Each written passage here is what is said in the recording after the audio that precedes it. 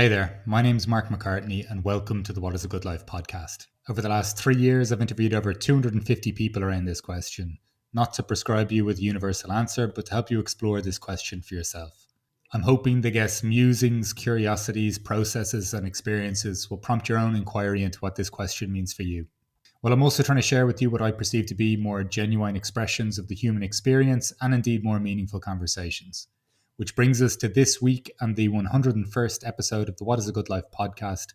And I'm delighted to introduce Patrick Boland as our guest. Patrick is a leadership consultant, executive coach, writer, psychotherapist, and trainer across several industries and sectors around the world.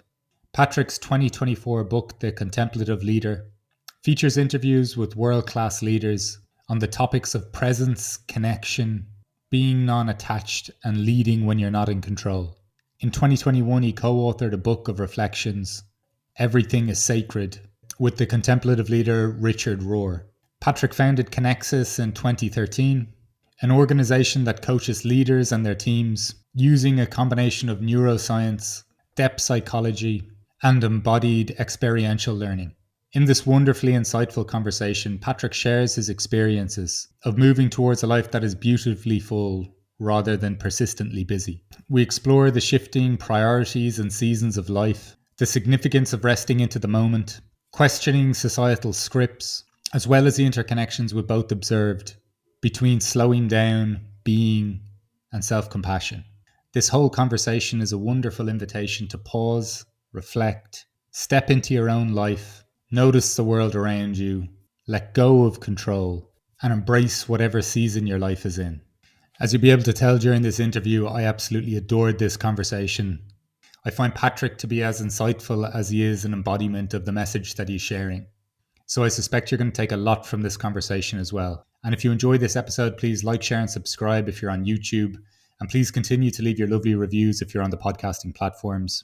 Please check out the show notes below to follow more of Patrick's work or to check out his latest book. And you can also find links to the podcast newsletter where you can read about the reflections that these conversations that you are listening to have evoked in me.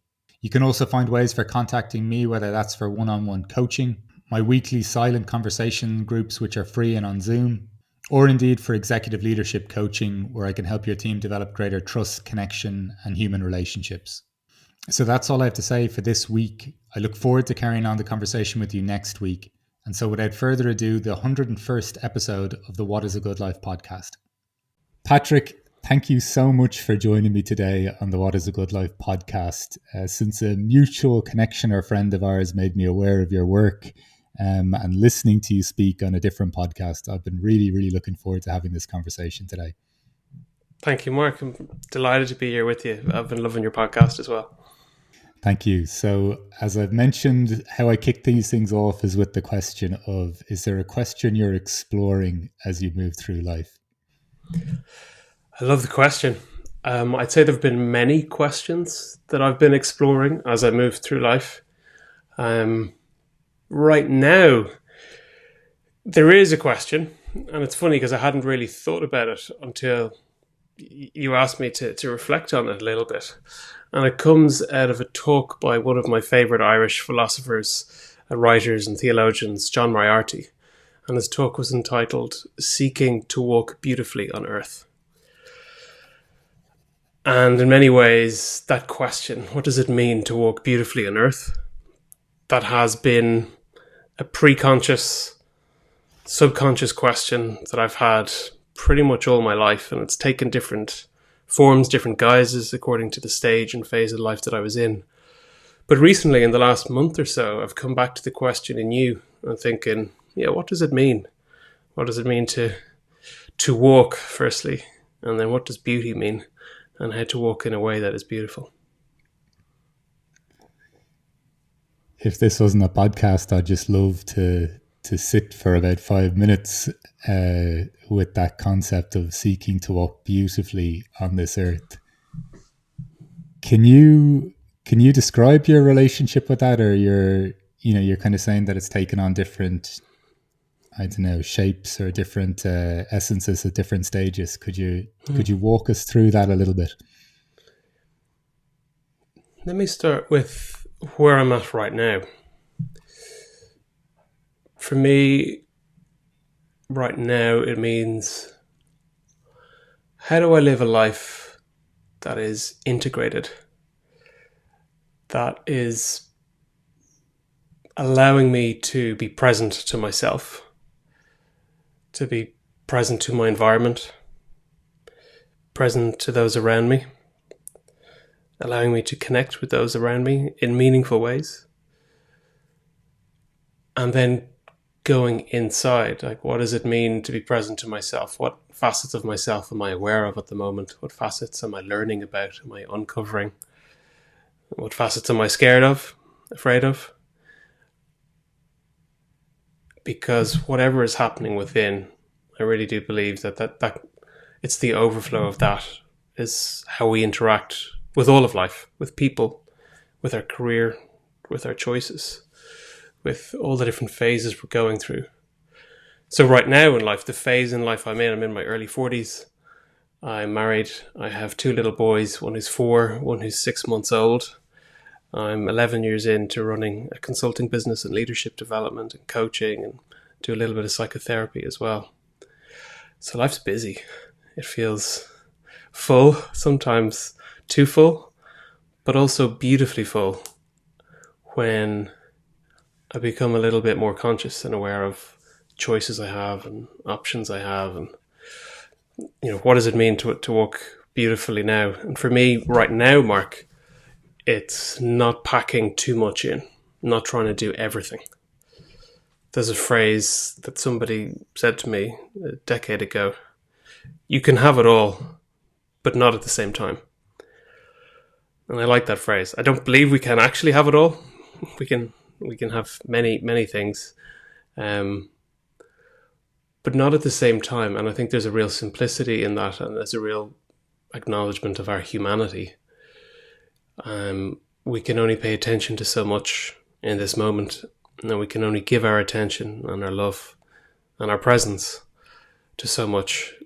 And squashing more and more things in doesn't necessarily fulfill us or the people around us.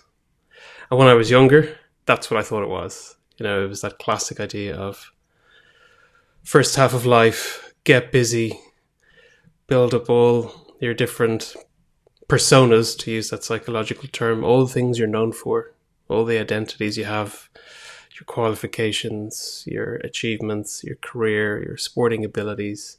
Ask important questions. Do I want to have a life partner? Do I not? If I do, who is that life partner?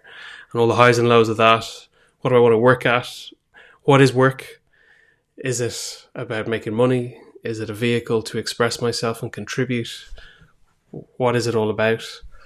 So for me, a lot of the time it was unpacking narratives that I had unconsciously bought into that were in my environment because of where and when I was born, and then starting to make sense of it for myself.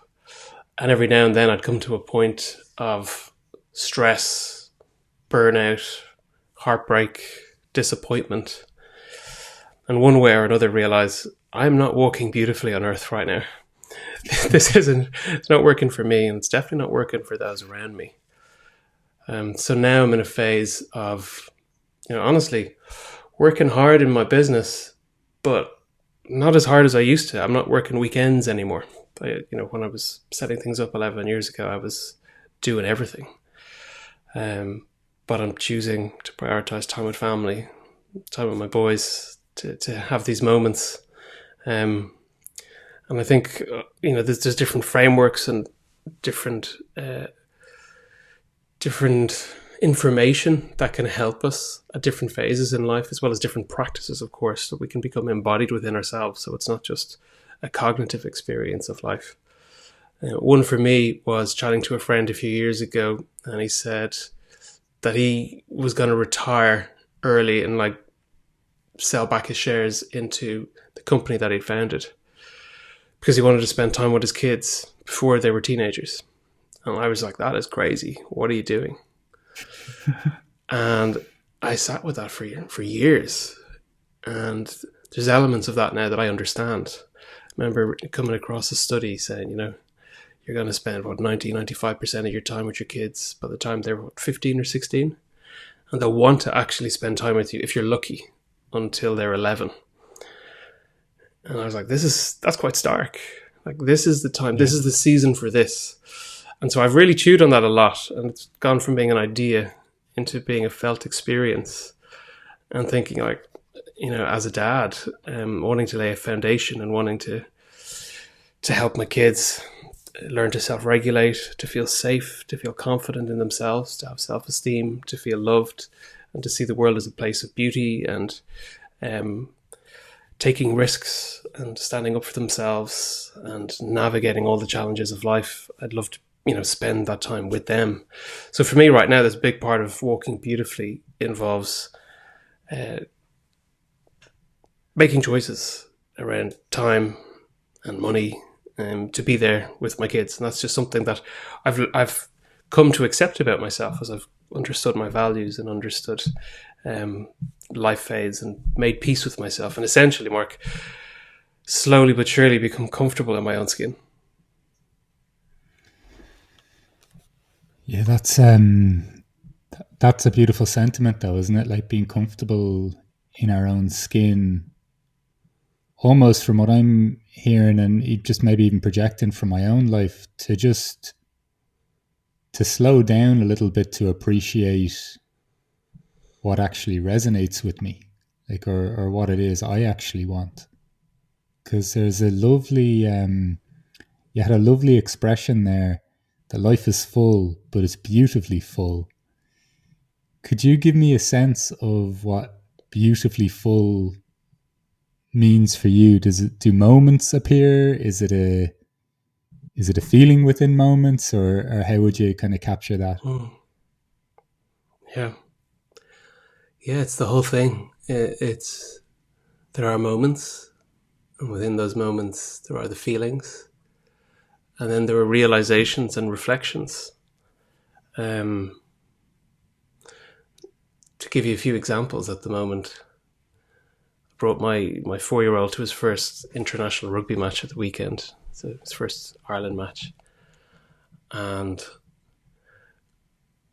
it was, we had the highs and lows of, did he want to stay the whole match? And did I have enough snacks with me? And all that kind of stuff. And then at the end of it, he was just so into it and so involved, saying, "We are going to win, Daddy. We are going to win. We're going to cross the line." I was like, "I'm not sure." And in the end, we did. We just about won. And he was cheering and celebrating and going crazy with his little jersey on, waving his flags. And we ran out of the stadium to avoid the crowds. And just his sense of joy and delight when we got back home to tell everyone at home what it was like. And then just that night, going to bed, he just, for 10 minutes, just sat me down and talked to me about the day and about... It actually led him to talk about love. And I had my 4-year-old talk to me for 10 minutes about love and about falling in love and about connection and about... In his words, he was talking about he and I falling in love and sharing experiences. And I was just blown away. I just sat and listened.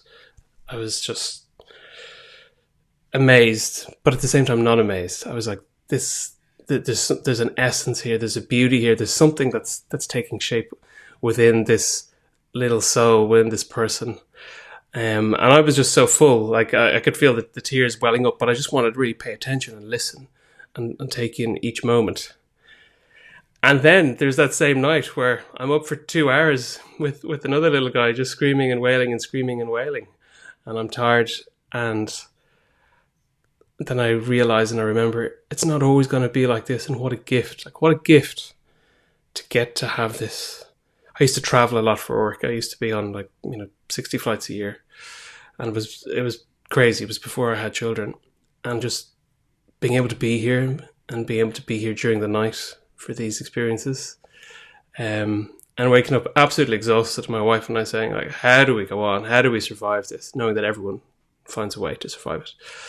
And then taking stock and going, what an absolute gift that we get to experience this, and that we get to give of ourselves as much as we can until there's almost nothing left to give, and we're just in the presence of this other person, this other being, and we're learning from them. It's amazing. When did you When did you start to appreciate that, the kind of importance, or even having the space to reflect on even a moment that may be challenging in that moment, where, you know, as you, the beautiful contrast almost of, at least on the outside of it initially, just, child talking about love, then tending to a crying baby at night if you're tired. Hmm. When did you start to appreciate that subtlety of, okay, this may be challenging right now, and it doesn't even by the sounds of it sound like forward thinking to a place where you get out of it, but actually this is a privilege to have a living child in front of me even, and to rest into this somewhat, Yeah. It's been a very slow and long journey, Mark. Thinking back to my childhood, some of these behaviors were role model to me. I think of my mom, I think of my nana on my mom's side.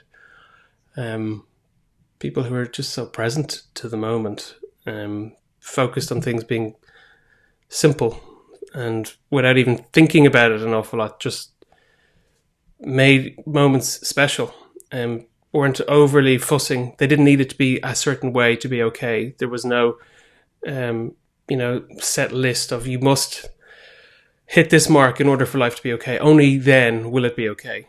So in some ways, like the definition of unconditional love. And then on the other side, my dad was quite the opposite to that. It was like your classic, you need to be doing X, Y, and Z. You need to be achieving. You need to be top achievement in sport and school. And here's your career and here's your focus and get going. Because if not, you're not essentially as valuable. That was not explicitly said, but that was the underlying narrative.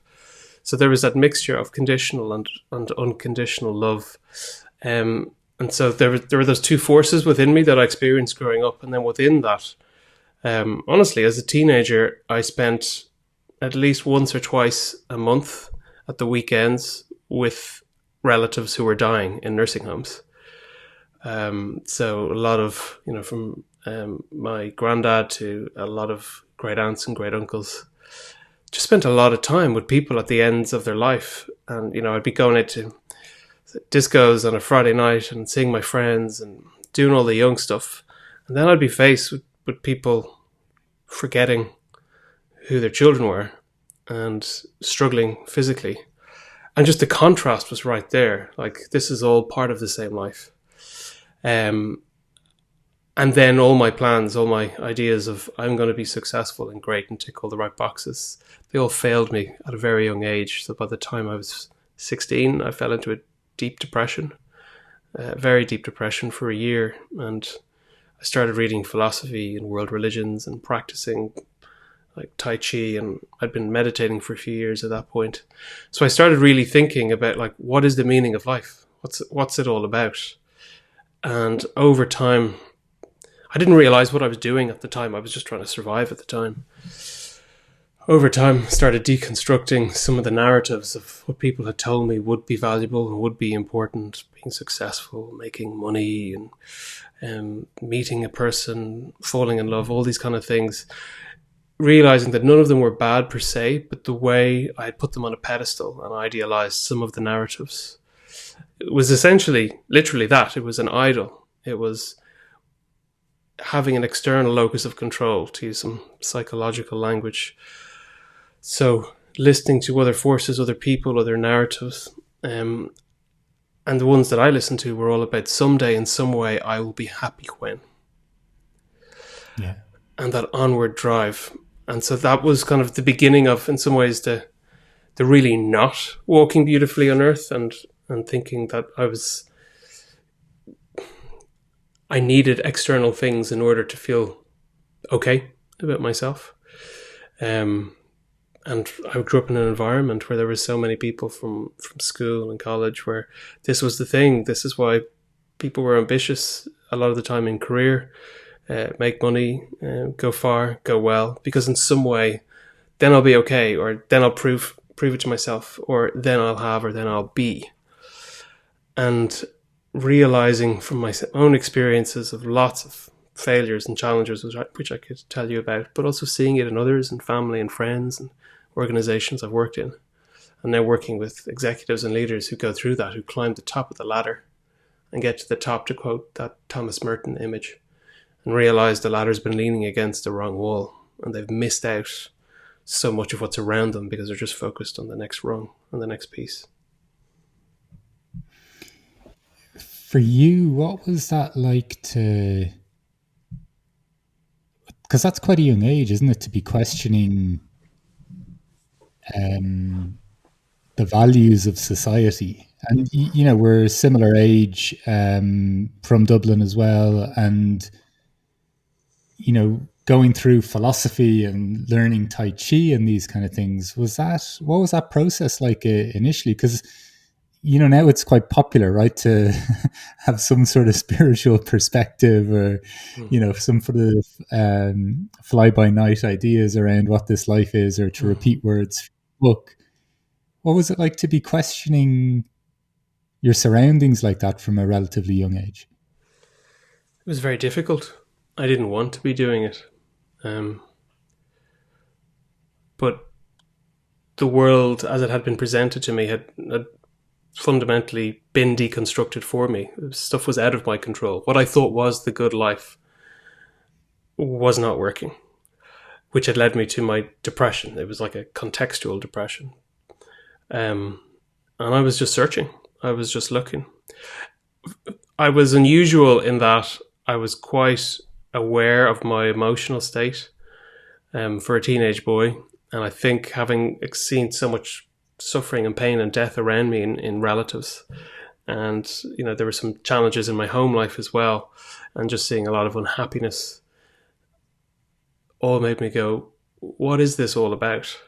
So I wasn't your typical happy-go-lucky. I was more sensitive and more aware, and I thought, if I do these things, then I will be happy. And all the things, in some ways I was successful at an early age on all the things, and they didn't make me happy. And I thought, well, what's the point? Like, what is the point? Because if I just keep on doing this and studying hard and getting a job or getting a master's, and I go all the way, I'm still going to feel the same kind of way. And the same in relationships. Like, are these the most satisfying things? Popular culture tells me that essentially I am in some ways defined by being loved by somebody else. Is this it? Is this the most helpful, healthy thing? So without realizing it, I was understanding boundaries, codependency, and questioning, how do we have interdependent, healthy relationships? I didn't know that's what I was asking about. But I was, from my experience, Mark, I was realizing this is definitely not working for me, and I don't want to keep on going in this direction. So I was just really open, really asking questions, and it stood out. I mean, I stood out like a sore thumb. It was very unusual. Like the lads in my class and the lads on, the sports teams, they were looking at me like, what happened to him? That was the reality of it. But I was desperate. I'd suffered a lot. I had suffered quite a lot in many ways. So I had, from my perspective, I had no other option but to find out, what am I going to choose to invest my life in? How am I going to do it? It's amazing, isn't it? Like, just at this point thinking like, I wouldn't have been, I doubted I would have been perceiving it at the time. And I'm sure the same with you as well. Like, you were seeking something, but like, what an incredible invitation into exploring life, like, or distilling from an age where I think very few people have even the capacity to kind of notice a culture. Like, at that point for me anyway, it still would have just been, I would have been like a fish in water and not aware that I was in water. It seems like for you that there was a position of observing life from a very early stage. Very much so, because I felt like an outsider. I looked the part, say in my secondary school. I looked on the outside like I fitted in, but I was coming from a different family background, different context. So I felt like I was looking in and seeing how other people lived. Just in my family, just the context and the background. I was the first person in my family to go to college. So that there was just a different focus. And I was, from my perspective, I was looking around at a lot of very confident people with a lot of incredible self-confidence, and I was not self-confident at all. I was just treading water, just trying to in some way feel comfortable and okay, and maybe if I get these achievements, then I will. So I was very much on the outside. I felt very much on the outside, and particularly because I thought that everyone else had it together, and I didn't. So I was like, just do your best, and you're good at stuff. So prove yourself until the point that being good at stuff made me deeply unhappy. And I was like, well, prove yourself. What self is there? Where is the self? What are you constructing here? And I couldn't have put it like that at that point. But my big question was, what is the meaning of life? Like, what is meaningful? So that was my dive into essentially a spiritual exploration. Yeah, absolutely. I just almost like to take a collective exhale in the sense of people everywhere I wish we never had the impression that somebody else had it all together. do, do you know what I mean? Like I think it's so deeply unhelpful for humans. And, we may all think this at different times. There's sometimes we can be mocked by people in their 30s, 40s, 50s, or 60s that up until a point we had a very clear perception that they had it all together, only to be made blatantly aware that they didn't. And I think that there's so much richness in if we could come to that conclusion quicker. Like even in some of our relationships now where we may know very accomplished people or very people that seem very comfortable even in their skin, because you can still be comfortable in your skin and not have a clue what's happening in life, like, or be in a moment of immense uncertainty. Totally. You can be wonderfully self-aware and still be facing challenges. Like they're, I'm taken back to even an interview with Parker Palmer. I remember that I mentioned to you, and I was so intrigued by the fact that he had a couple of depressions in his 40s and went on to experience depression in his 60s. Yes. From someone who, if I were perceiving them at that point, would have been, wow, what a life. Like, do you know what I mean? So it's this wonderful thing, I think, even within our awareness, even within our relationship with ourselves, life can still just present situations, or our internal landscape can, offer up experiences which are not always easy to sit with or easy to be in contact with. I completely agree with you, Mark. And I think that is the nature of life. I think that is the nature of growth and the roots of growth as well. I have a really good friend, Richard Rohr, and he talks about the importance of great love and great suffering for change. He says, we don't really have an impetus to change unless we experience great love and we're invited into something more, something that we didn't have and we couldn't maybe have even imagined. But it's usually great suffering that forces us to. And in my experience, that is the case. And even how change happens for me now, sometimes like, oh, that would be a good idea. I'll do that thing and work with my family. But more often than not, it's still, oh, I absolutely need to do that thing because the pain point is too much. And you can be comfortable in your skin, and it's totally appropriate and quote unquote normal to be dealing with suffering. To be, and when I think of the word suffering, I think not being in control. And as we go through life, I think we realize more and more of more areas, more facets where we're not in control. And that's a blow to the ego. But it's, do we fight it? Do we grip it? Do we build it up? Or do we accept it, what is, and go, well, how do I go with this? Which for me comes back to, what does it mean to walk beautifully on earth? And for you, what did your relationship with control, how did that dovetail into, or when did you even start to have the language for walking beautifully on earth versus, okay, how am I perceiving control, or how am I engaging with control? How did that kind of unfold for you? Over time, it took quite a while. I was very slow to learn, and I still am learning a lot.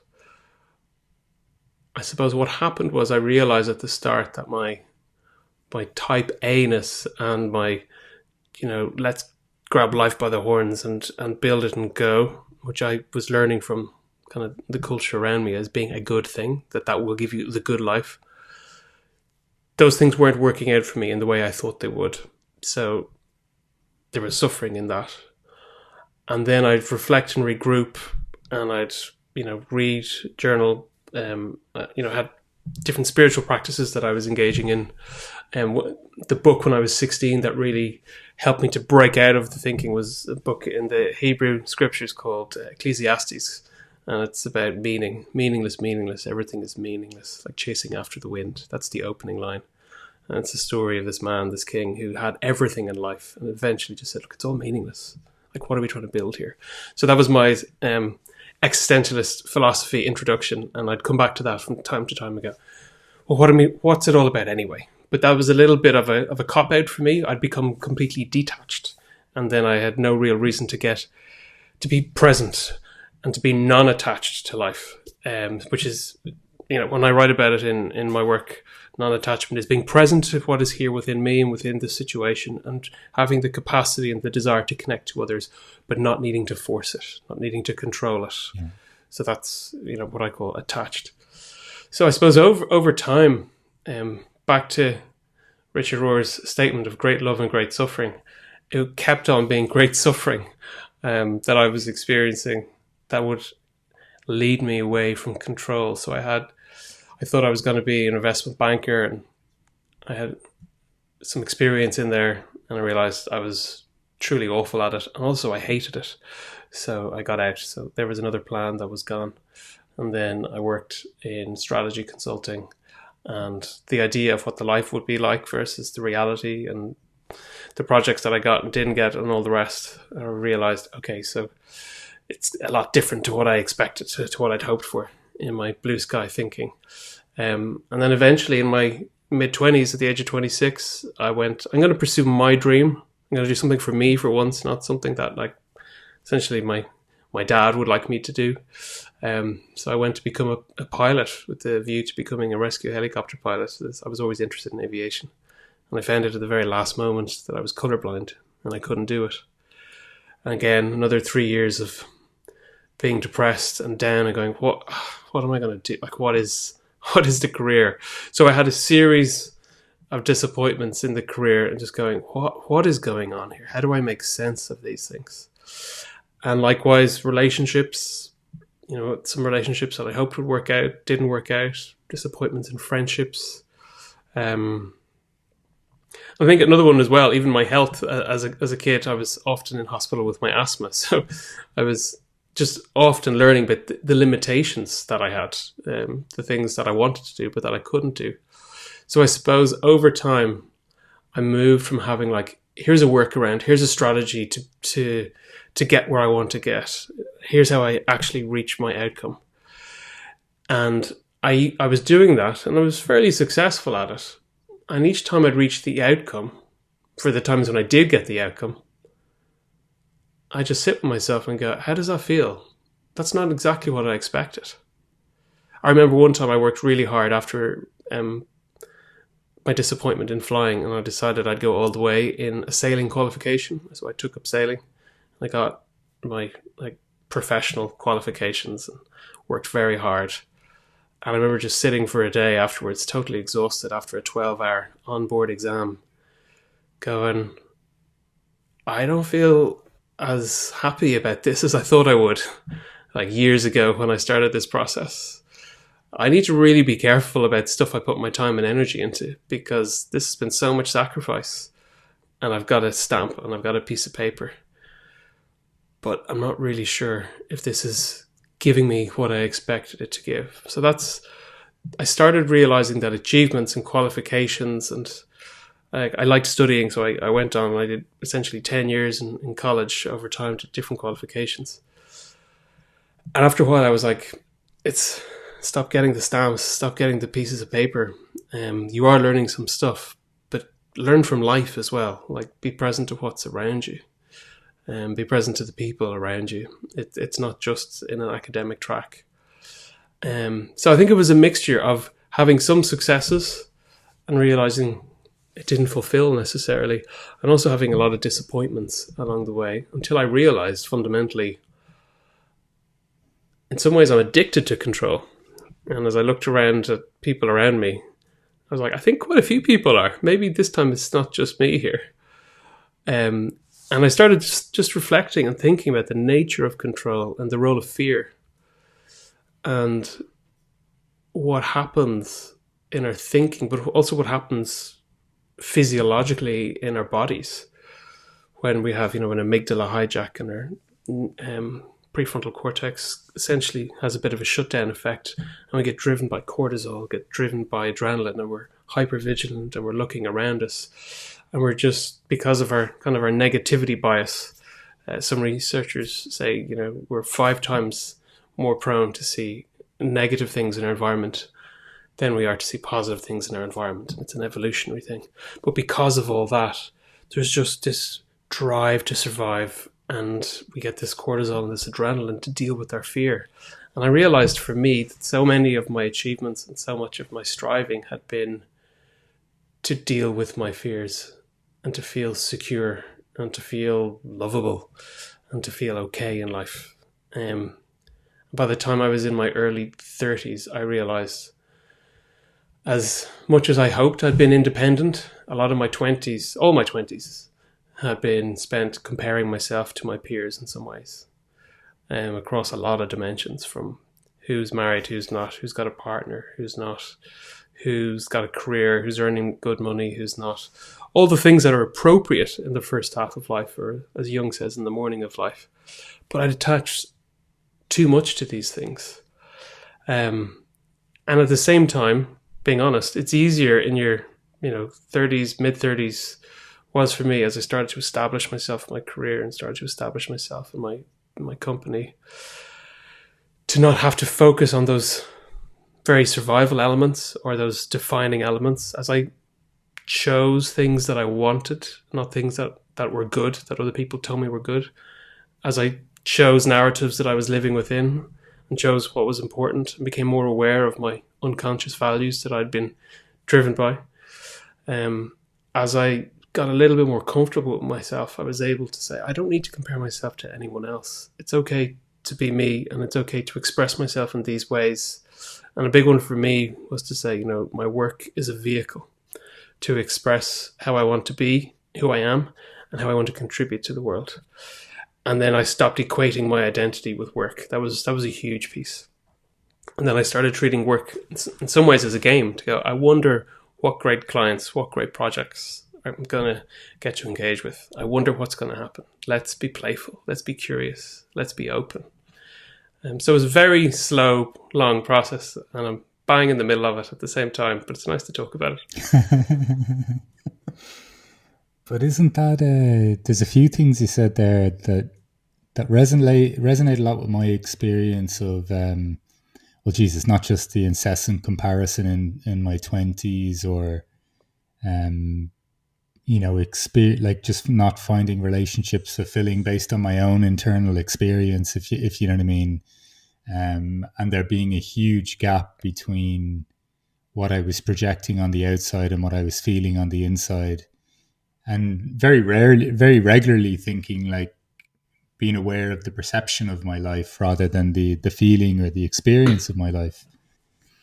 But one thing you said there, which I think is really beautiful too, is, and I think it's really pertinent in kind of this, if you, whatever you'd want to call it, if you want to call it spirituality or inquiry or self-reflection, it's like when we start to use life itself as an experience to reflect on, not just kind of compartmentalizing, reading certain books, or, now I'm being present, now I'm doing my meditation.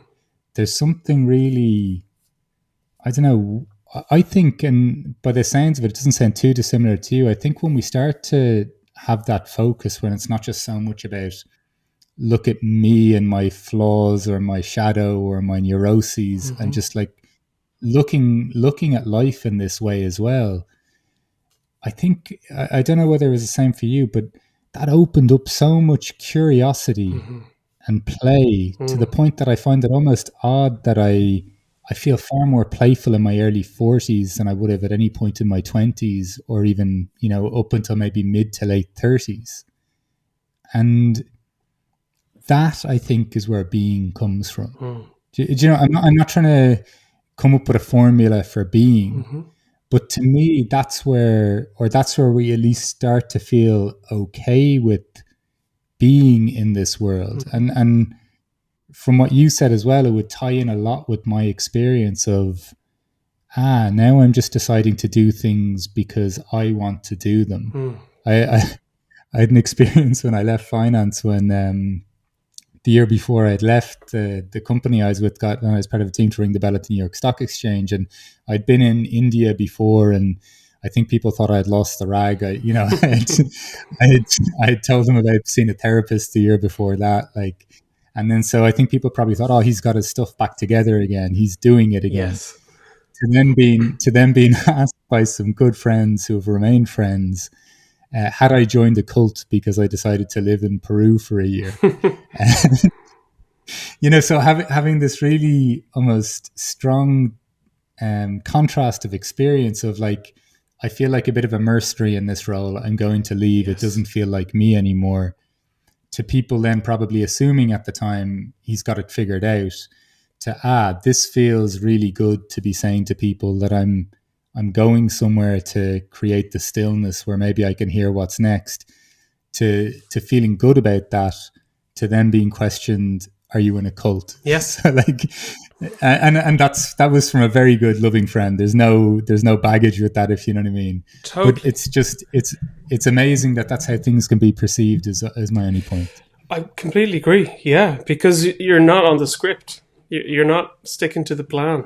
And I call it the script. I call it, talk to my wife, my friends about the script, talk to business leaders about the script. So many of us are just living the script that somebody else wrote, that culture wrote, that if we were born 500 years ago in this part of the world, we'd have a totally different script. We'd have a totally different understanding implicitly of what is the good life. And we'd have a totally different understanding of what are the sources that tell me that's true. And I remember there was a time when I was an educator for a number of years, and I used to get the students to think about, if you were born 2,000 years ago in Rome, what's a good life, and what sources tell you that that's the case. And if you were born in the Renaissance in Italy, same question. If you were born in England during the Industrial Revolution, if you were born in Ireland at the foundation of the state, and then we'd go and do all this, and they'd present back, and I'd say, right, you're here today. What is the good life today, and where does that come from? What sources can we trust to tell us that that is true? And often they were just like, is it hedonism? Is it make money? Is it YOLO? Is it FOMO? All this kind of stuff. Because the script changes all the time. And if we divert from the generally accepted script, particularly with people we spent a lot of time with growing up with, there can be a big question around, why have you changed? And certainly, I don't know for you, Mark, but growing up in an Irish culture, there can be a lot of challenge if a friend changes. It's like, we've lost him to the partner. We've lost him to the cult, the books, the spiritual path, to being a vegan, or whatever the thing is. But you've changed, so you're gone. You're lost. Rather than an embracing of change across the lifespan is appropriate. If we all keep on behaving the way we did when we were 8 years of age, we'd have a very, very challenging business environment or daily work environment. It's appropriate to change, but we can get so stuck so easily. And I think that getting stuck is not helping us to walk beautifully on earth. Like back to, remember John Moriarty saying it in his talk, he said, people are looking to colonize Mars and go beyond, and they're looking to put their feet there. He said, I'm not so interested in that. I'm looking to put my feet on the earth here and actually be here and actually live it, rather than be thinking about the future or someday, some way. Isn't that just so gorgeous though? And kind of how apt it is even for today with the idea of life on Mars. And, whenever I hear about it, I just have to kind of smile and go, you'll still exist there. There was a book by John Kabat-Zinn that what I read initially. Wherever you go, there you are. Mm-hmm. And it was, I must share as well, when I was reading it, and in the defense of some of my friends too, I was a meditating vigilante at the start, and telling everyone that they should meditate if they have any kind of disturbance in their life. So I'm sure I wasn't the easiest to appreciate, but I remember in that book as well, he said something like, when you begin this spiritual path, maybe keep it to yourself at the start. And I'd been nodding along to everything, and I'd gone through half the book in on a flight at this point, and that jarred with me so much I closed the book and I didn't finish it for another 6 months or something like that. But that sentiment again of wherever you go, there you are. Like there's something deeply important of this life, that it's not that is as beautiful as some of our spiritual ascensions or aspirations could be. And even some of the revealings of ourselves to ourselves or those around us, that there's something just deeply in the skin and the bones of this life, like that, in the soil of the earth, that I don't know, it's in coming into contact with that. And even the base of our own selves, I guess, like if you want to, for my sake, I'd call that soul. But just in coming into contact with that I think is paramount to this sense, for me anyway, of walking beautifully, or of not resisting, what clearly is at some point for you, you're not resisting the messages that life are giving you, irrespective of whether life has been, like, society may be telling you, good job, Patrick, you're successful now, you can stay here, you can rest here. But if it doesn't feel like that, it's very, very hard to walk beautifully. I totally agree. Yeah. And even that idea of walking, I remember about 10 years ago reading about the research into biophilia and our connections to the earth and what happens to our nervous system when we physically walk on soil, on sand, on grass, and how grounding it is, not in an esoteric way, but the actual atoms, everything within us, and how important it is, and how as a species, we spent the vast majority of our time very close to nature, very connected, and it does something to our nervous system. It co-regulates us, to use that phrase. And I think if we're going to be living a good life, there has to be a physiological element and taking account of our environment as well. I think for the last few hundred years in the Western world, we've really relied on Descartes too much. This idea of cogito ergo sum, I think, therefore I am. That's a dualistic understanding where we prioritize the thinking of, to refer to McGilchrist, talking about the left hemisphere, or the left part of the brain, which is the logic and the rationale and the reason. And if our narrative, if our script tells us that is the priority, that there is a hierarchy and that is it, then I think we have suppressed so much of our emotions.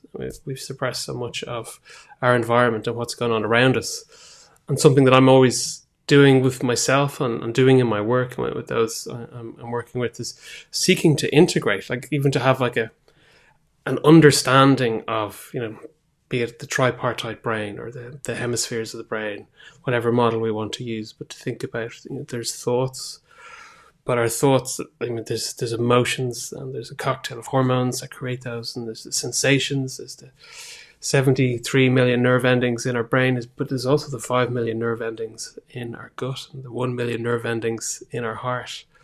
So we need to pay attention. We need to really listen to what our five senses are telling us. And that data doesn't go through the logical part of our brain. So there's, I think, around the good life, it's not just about what can we think about it, but how can we have a lived experience of it as well. I think that's crucially important. Was there a point for you where you started to rely more on those sensations or to trust those sensations? I'm not saying like a particular day, but was there a process that you were becoming even aware of as it was unfolding?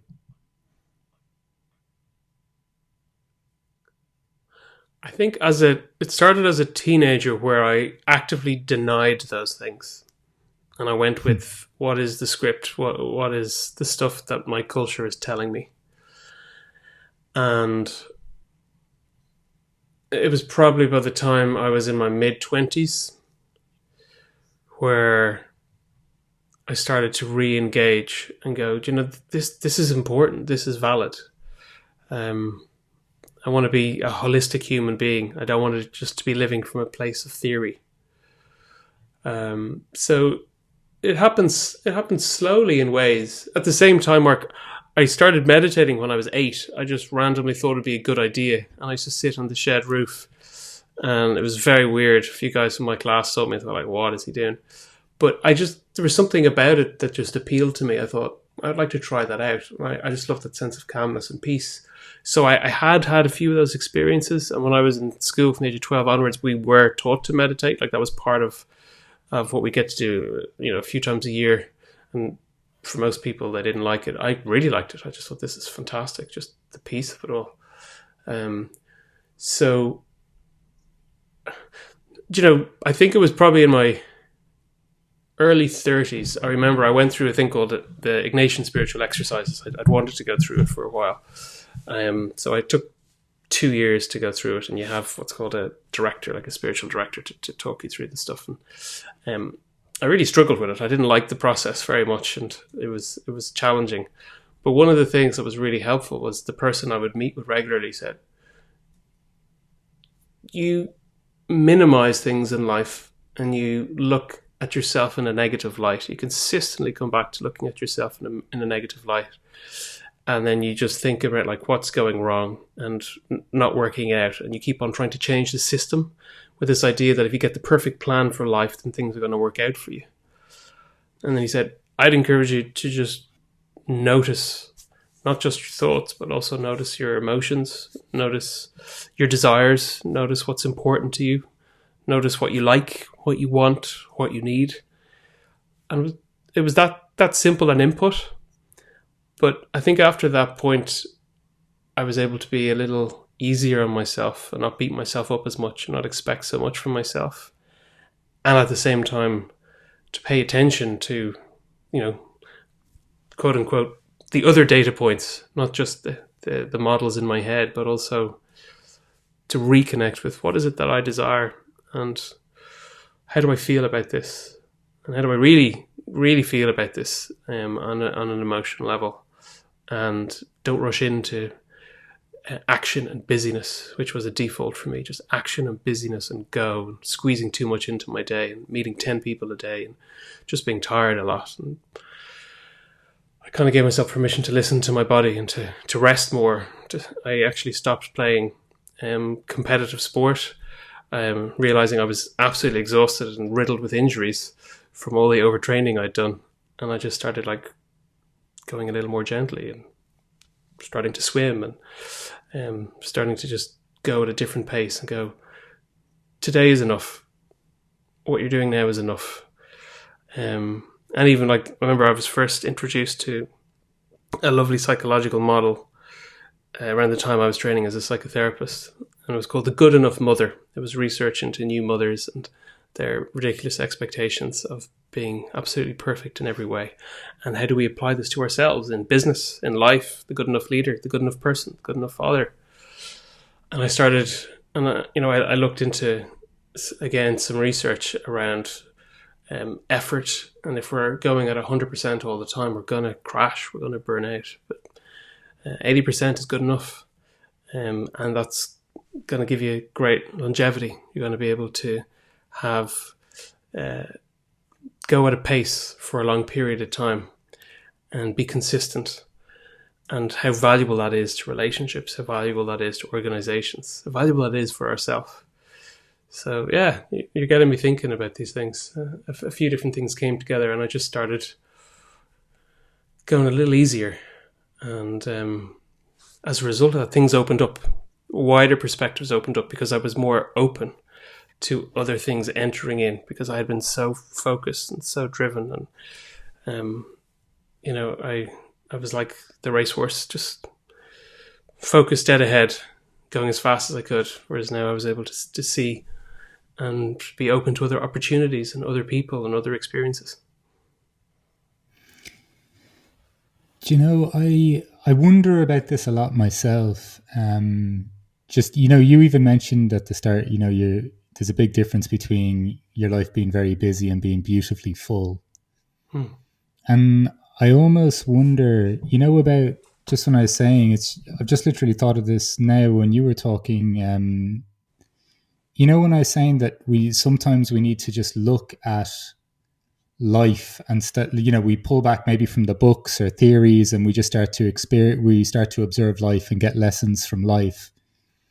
I think there's something about having more space in our life and just getting to observe ourselves, not in the therapy, you know, not in a room with a therapist, not on the meditation in a meditation hall, but just when we have a little bit more space to observe ourselves and we get a little bit more out of the script, even as you're saying it, and all the ideas of what we should be doing. And I don't know, in my experience, because I don't think we, the guy William that put us in touch said, "Oh, I see some similarities," or you know, that mentioned your work to me. But just when you're talking, there's so much that resonates, and there's something in it where I don't know. I can just, if I can have a little bit more space around my day, I almost end up having a bit more compassion. I'm just observing this guy who seems to be trying, even when he's messing up, even when he's reacted. I can't say that his intention wasn't there. Like there's almost some, and I don't want to say forgiveness, but I'd say more acceptance of the person we are or that we're observing just being another human, despite even their best of efforts or their intentions. And I don't know, for me anyway, that definitely coincided with having more space in my life. And I mean, even space, not even just from the work perspective, but weekends that aren't stuffed with plans of meeting everyone back to back to back. You know, like just moments where I can make these natural observations, just like I do with life now these days. And information and, you know, clearly even theories that we come into contact with, mentors that you just mentioned there too. It's still all important. But I think there's so much we can glean just from having the space to observe both life and then even our engagement or even our observation of ourselves. Oh, very much agree, Mark. Very much agree. And even the way you're saying it there, it sounds like, you know, potentially we've had some similarities in that I certainly grew up where almost every minute was accounted for. The whole time it was just full, and it was almost addicted to that. I didn't know how to sit back. And now my weekends have as few plans as possible. Even my workday, I don't squash it in back to back anymore as I used to. I give the time and the space, and it's not just for preparation and reflection after meetings. It's for just what you've described, to have space to process stuff in a different way. It's even times when I go for a swim during the workday if I got a lot on, because I know that I'm going to have a opportunity to process all the different things, all the thoughts, all the approaches, when I'm in the pool. And importantly, I'm not going as fast as I can. I'm going at like 70%. I think that's the crucial piece. So there's a movement piece. So you're stimulating the nervous system and the body, but you're also just allowing things to come in and out. As you said, all that you were saying there, I was reminded of a lovely quote from one of the journal entries of Blaise Pascal, and I've come back to it time and again, where he said, you know, all of the problems of humankind will be solved if a person could sit in a room on their own and be.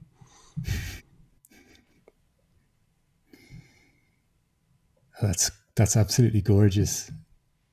You know, I wrote something even just for the newsletter this week where I was just kind of reflecting on that sense of being, and different things came up, like laying on the hall floor with my wife laying on her head on my stomach, and my 14-month-old or 15-month-old laying on her stomach,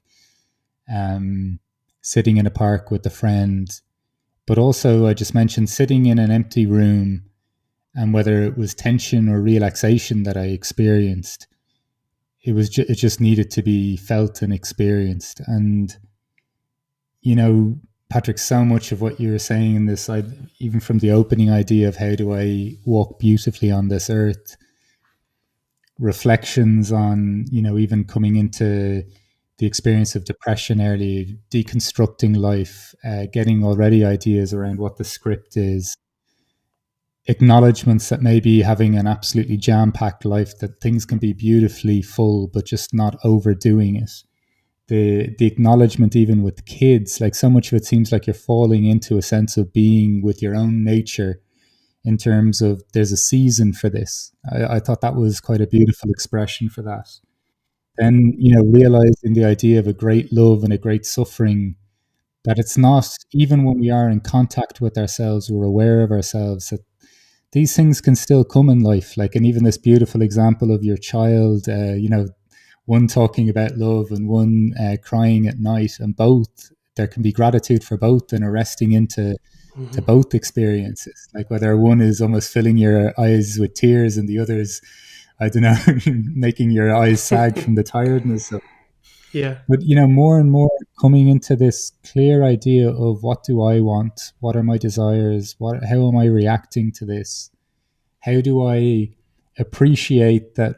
Like, what is it? How can I express myself? And even, I love, bless you, I love the experience, the sense of that work becomes a source of expression as well. I think that, like, this idea of integrating these different components or aspects of ourselves.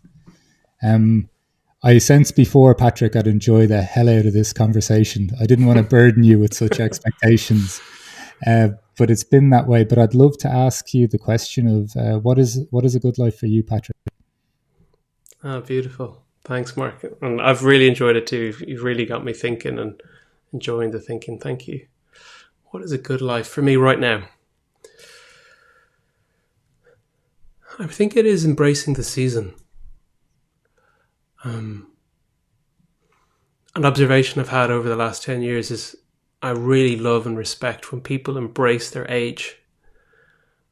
I love when people are in their 80s and they just embrace it, and they embrace that they're falling apart physically and they're forgetful and they laugh at it, rather than they're angry and frustrated at it. I just respect that so much, and it reminds me of being the season where you're at. So I'm in a really busy season. I'm working and continuing to build a business, and there's some exciting things and challenging things, and there's the boys and my wife, and try to get some space to go sailing when I can. And it's not as much as I would wish for, but when I'm there, it's beautiful. And just to be grateful and to not try to force too much into it. And essentially to check in with myself as much as I can, and to see, like, how are you doing? And I'm on retreat next week for three days just to do that. Like, I do about once or twice a year when I can, just to check in again and go, okay, how can I maintain this and how can I be present to this? So yeah, in a phrase, embrace the season and accept your phase in life and be joyful and thankful for it. Patrick, look, thank you so much today for joining us on the What is a Good Life podcast. What you've just said there of embracing the season and, adding in the idea of walking beautifully through them. I've really, really enjoyed this. It's left me with a lot to contemplate, and I don't know, it's just left me with lots of lovely resonant feelings as we've been talking as well. So much appreciated. Oh, my pleasure. I've loved it too, Mark. Thank you so much.